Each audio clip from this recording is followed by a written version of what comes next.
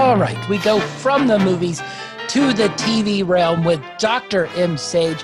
We're going to review The Crown Season 4. Now, I said The Crown, which is good because I've been saying the Queen all week and it's now burned into my head. So we'll see. Wrong Peter Morgan. Wrong Yes, Peter I know. Morgan. We'll see how long it takes me before I say the Queen again. But I got it right in our opening, so good start. The Crown, Season 4. All right. So what'd you make of The Crown, Season 4? Well, first of all, a little bit of background. Season 4, if you haven't seen The Crown before, it's the story of Elizabeth II and the House of Windsor. It's the story of the Crown. It's the story of her ascension into power and how she maintains this power, if you can call it that, actually. It doesn't seem like she has a lot of power, in my opinion. I think definitely by this part of it, she doesn't. She doesn't have a lot to do necessarily. It's very ceremonial.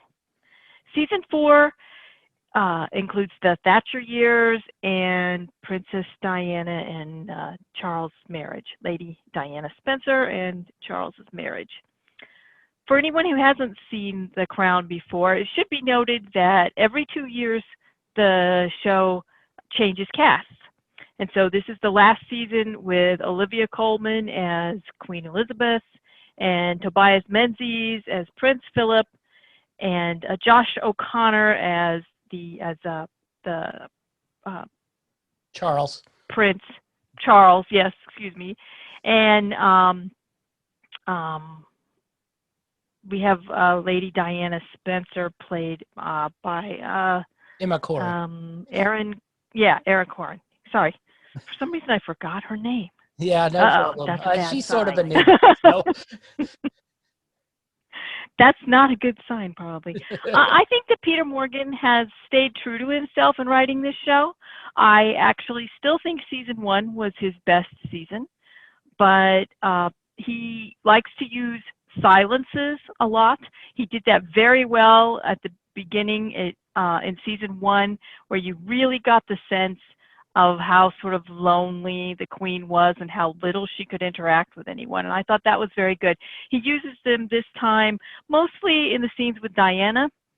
You get a sense of how lonely she is. This show has a weightiness to it. It's kind of depressive, a little bit oppressive maybe. It's trying to show that the Queen's burden is a heavy one. But it doesn't make me want to be a member of the British royal family. What about you, Champ? You want to be a member of the royal family? Well, yeah. It seems like most of them can do whatever the hell they want. So. Well, that part is true. They can do what they want, but I don't know. I don't know if that would be so great necessarily in real life. No. I thought. I do want to ask you. Okay. There is a big, in the first couple of episodes, I'm trying not to give any spoilers or too many spoilers away here today. There's a big scene involving hunting an elk. And I'm curious, Champ, what did you make of the wounded elk? I thought it was a metaphor, so I'd like to know what you think it is. You thought it was a metaphor. I guess it probably was, but I don't know. It just seemed like another one of the royal scenes where they're showing they can sort of, I don't know. It's how they're above everything and anything. So that's sort of how Oh, you thought it's them being above nature, that they can control the elk population. No, just kidding. Yes, the elk population.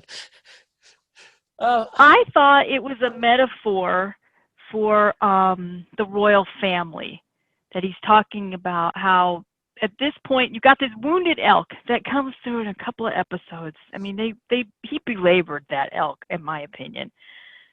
But I thought it was a metaphor for how the royal family is sort of losing power and not real popular. They're kind of limping along like a wounded elk. And here comes Diana. And Diana's the one that enables Philip to shoot the elk and put the trophy up on his wall. And I'm thinking, Diana's the one who is going to be the trophy wife and save the royal family. Yeah, that's an interesting take. You got a lot of it, more out of it than I did. I just sort of, oh, I don't know. I think that probably summarizes my whole feeling on season 4, really. I do think this is sort of where you see a lot of the Royals sort of lose power, and they sort of move from a sort of more powerful presence into more of a paparazzi type celebrity, more, out there just to be out there and be famous more than anything. And I think this era is where it starts to turn that way more than anything, certainly with the presence of Margaret Thatcher, who sort of undercuts a lot of the Royals' duty and stuff in this. I just, I I didn't agree. like, I don't like this era. Maybe that was more of it when it sort of becomes more just fame mongering and we're out here to be out here and love us and watch us and see us more than anything. I love season 1, and maybe it's just because that era I'm not, as familiar with because I wasn't born at the time. And, it's sort of the make believe of that era is probably better than when I'm a little more alive and I know sort of what's going on in this sort of present day era of my life.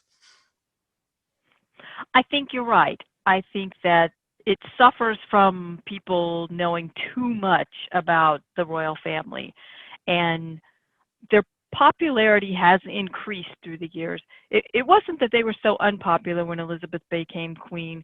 It was more, I think, as you when you referred to the paparazzi culture around them, that wasn't necessarily the case in the 1940s. There weren't people just clamoring to take her photograph all the time. Whereas now I'm sure they're camped out to try to get anybody's photograph any day of the week. So I think that that is important to note in watching this series, that the times have changed and you can see that come through, but that doesn't necessarily make the series more interesting. Yeah, That it's in the modern day. yeah, that I might think the just. acting is still. Oh, I Oh, thought it go was. ahead, please. I thought it was still written really well. As it's been, and I thought the acting. I still love Olivia Colman. It's sad to sort of see her go, but I love Olivia Colman in this role. She's just great. But it just maybe a little too modern now for my taste. I say modern. It's 40 years ago that this sort of era of events took place. But You're probably aging just a. yourself, champ. Yes, I know. I'm starting to age out of everything too. But yeah, maybe it's just a little too modern for me in this era. I think the writing really is still top notch. Peter Morgan has a lot of control over the show, and he does a very good job. I think Olivia Colman and Tobias Menzies were excellent as Elizabeth and Philip. I think that one of my favorite parts of this season is the two of them having conversations in private, where they'll have conversation over breakfast or something, and they sound like a married couple. I thought they had really good chemistry together, and Olivia Colman, I think, makes a wonderful Queen Elizabeth. Yeah, I that might have been the also where I thought this sort of went away a lot from Queen Elizabeth, and it sort of focused split. I mean, each episode sort of splits between Thatcher and uh, the royal family, and I thought it just sort of pulled away. You had a lot of Princess Di stuff, though in the middle she sort of fades away. But I thought it, splitting Thatcher's reign in there with the royals, and then sort of, I thought Queen Elizabeth took a more of a back seat, and I sort of like that's the part that entertains me or has entertained me in the past. I didn't love the Diana stuff. It just too creepy for my taste. Or I think, The Diana stuff is difficult to watch. Anybody especially who hasn't seen it, it's kind of difficult to watch. sort of hindsight being 2020 now that essentially she's going to turn herself in famous, and then essentially that fame is going to end up killing her nonetheless. Yeah. So it's just sort of, I didn't like that part. And I was curious, what'd you make of the Thatcher? I didn't love that either. I had a real problem with Gillian Anderson's Margaret Thatcher. I thought her accent was difficult. I thought that it was difficult to take. I didn't like it, actually, at all. I didn't think she sounded like Thatcher. I thought she looked like Thatcher. Gillian Anderson is a very small woman, though, and I thought she looked way too petite to be Margaret Thatcher, frankly. It sometimes drove me crazy because she had a way of tilting her head and she would stick her throat out. And the way she talked, I thought Margaret Thatcher's having a stroke on the screen. So it really did bother me. I kept thinking, oh my God, they're showing Margaret Thatcher having a stroke. I don't remember Margaret Thatcher having a stroke on, when sitting with the Queen. So I didn't like it. I thought it was too strained. I didn't think she did a very good job, frankly. I didn't think she did awful. She certainly had an in for the part. I will say that when you're That's, for those of you who spouse. don't know, Peter Morgan and Gillian Anderson are a couple. So I didn't think she was awful. I didn't think she totally fit the role, but I also thought they tried to make her a little more of a sympathetic character. And I'm not, a master of British history here, but from what I've gathered in my small knowledge is Margaret Thatcher is not totally beloved in the world of British history or by the Brits all that much. And I thought they tried a little hard in this season to make her a little more sympathetic than I think she really is in the real life version of Margaret Thatcher. They did. They made Margaret Thatcher very sympathetic. They glossed over a lot of domestic policy that was detrimental to many people in Great Britain at the time. I don't know if they did that.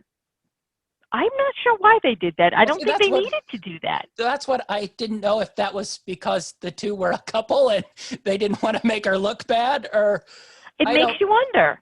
I just, that part threw me a little bit because it seemed odd that they try to make Margaret Thatcher a little bit of a sympathetic figure here when she was not really, I'd say, let's go with polarizing. Polarizing would be a good word. Polarizing is a very good way to put it. She is very polarizing. What did you think of Emma Corrin as Diana? I actually thought she was pretty good. I thought they cast the part all right. Especially, they sort of got the age appropriate Diana. I believe she was the exact same age as Princess Diana when they were together as the actress. And for somebody who hadn't really done a whole lot, she, sort of a newbie onto the scene. So I didn't mind her character that much. I thought she did a pretty decent job. What did you make of her? I was not so enamored with her. I thought Princess Diana Spencer, had a charisma about her that I did not get from this actress. Just tilting your head to one side and looking demure didn't make me think she was Diana. She looked they did a very good job in terms of look. She looked the part. She was a little small. Diana was very tall.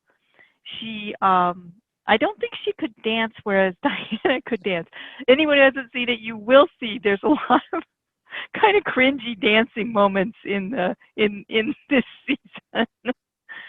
I thought that Emma could have done a better job in not just trying to imitate Diana, but maybe getting more into her charismatic character. You just felt sympathy for her all the time.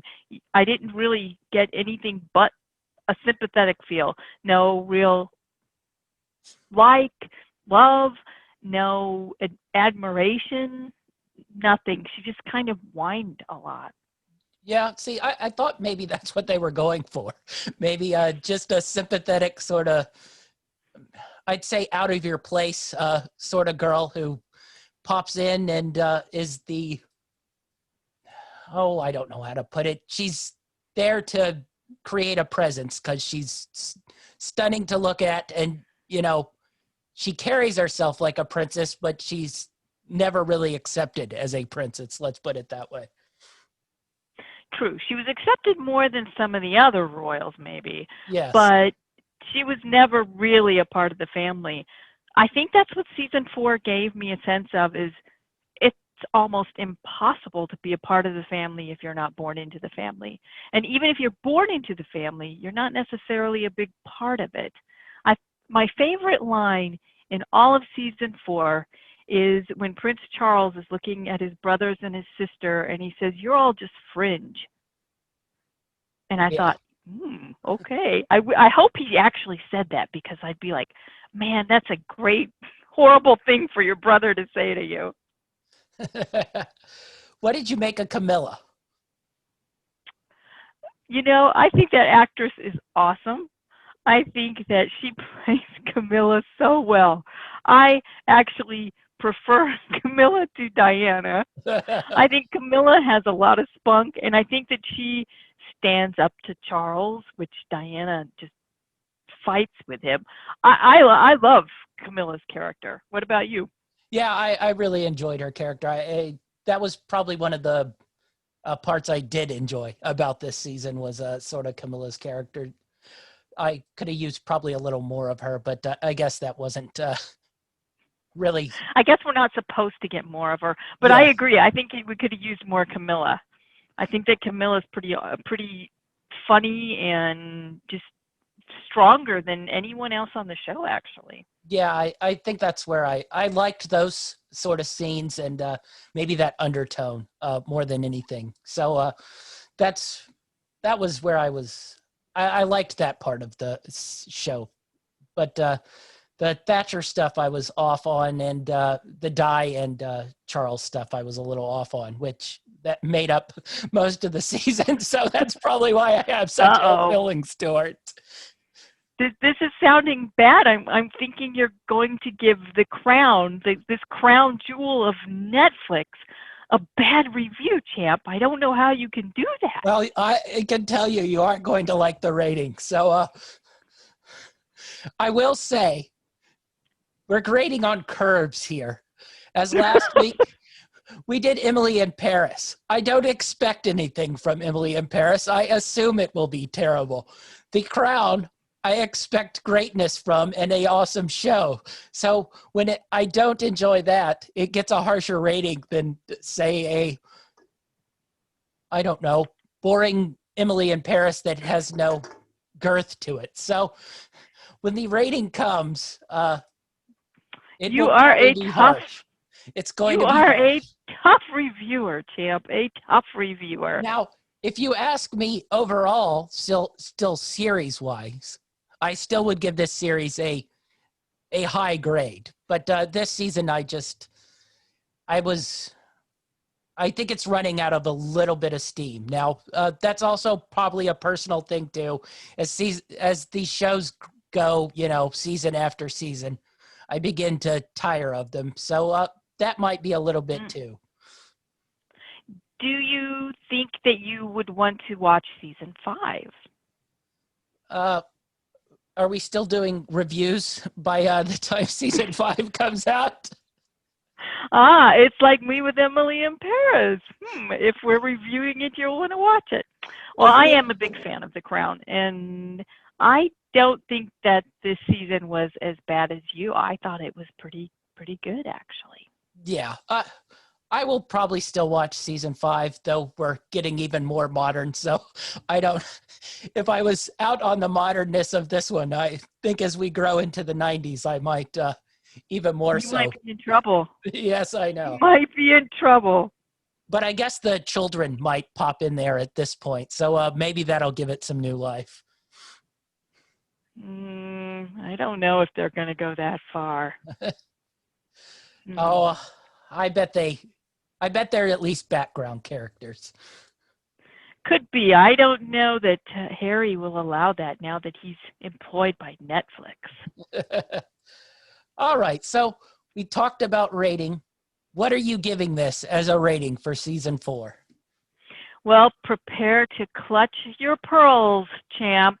I'm giving it a 4 because I do think it's binge worthy. And if you are a fan of The Crown or you are a fan of British royalty, I think you will like it. I also felt that the storylines were for the most part believable, and the acting is just so good. Yeah. For the most part.